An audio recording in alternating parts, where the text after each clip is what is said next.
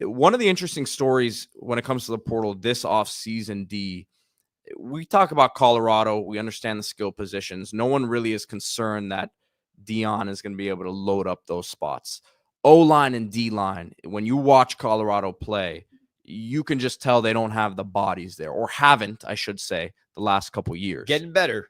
It is definitely getting better this offseason, and that's continuing. As former Illinois offensive lineman Zy Crisler is headed to Colorado, two-time all-conference in the Big Ten. He has another year of eligibility left. He's an interior offensive lineman, so he's joining Zarian McGill, who is going to be the center there coming over from Louisiana Tech. We spoke about him earlier this week, so Colorado fans, check out that video if you haven't already.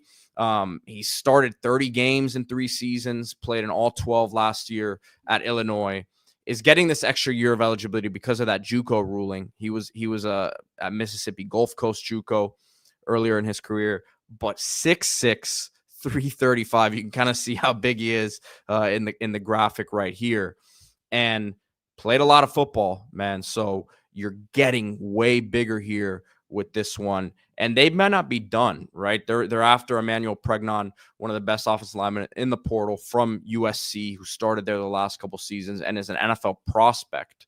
So they're in the mix for him, and they're returning a couple really good ones as well. So if you're a Colorado fan, these are amazing developments. Yeah, you talked about the freshmen, Jordan Seaton, Cash Cleveland, 2 of the best freshman offensive linemen in the country. So you return those guys. Kareem Harden from South Florida area originally, actually watched him play in high school. He comes back. He has some experience, probably better as a pass blocker than a run blocker. But when you add a guy like Crisler, the size jumps out immediately. I watched some of his games at Illinois, some of his highlights, some of some offensive snaps there, good and bad. And there was bad, as you could see. He lost his starting job to Brandon Henderson, who's a high 3-star from inside Illinois. I'm sure there's someone they wanted to get on the field. He ended up taking Crisler's spot, despite the fact that Crisler started 30 games, excuse me, and made All Big Ten All-Around mention. Watching him, the size jumps out, 6'6", 335.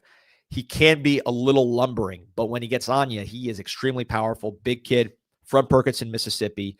And I think going to the Big 12, where that size is going to be incredibly advantageous. There's not that many guys with that size in that conference. I think you will see his performance improve. Big 10, there's a lot of big guys who are also athletic. I mean, look at Michigan. They got 2 defensive tackles going first round. So I think his size advantages will play up at the Big 12 level.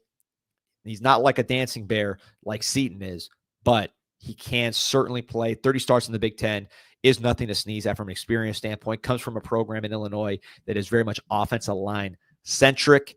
And I think it's a fit. There's going to be competition in Colorado. It's not just, hey, we got 5 guys and the rest are backups. You're going to see a lot of names battling it out for some of these spots that are opening up. But I think, certainly with Crisler, with 30 starts of experience and the size and just the physical maturity, I think he goes in there and plays. Again, not the most athletic guy, a little bit of a waist bender from watching him, but very, very big, physically impressive. Not too fat either. He's just a big guy.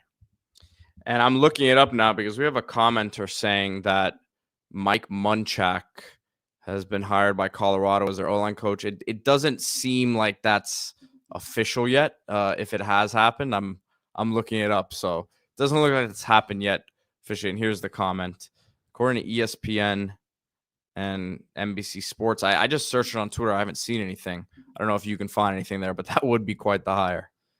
Listen, this is an offensive line focused situation at Colorado. They know that's the biggest need on their roster. It's been the biggest need on their roster since Deion first got there. It's taken big steps, but the more you add to it, particularly when you add young players like Seaton and Cleveland with multiple years of eligibility, the better you're going to get. And then stacking guys like this with experience is going to get you a better unit. You lose Shedeur Sanders, obviously, but you're hoping Caden Salter can continue that production. You still got really talented receivers.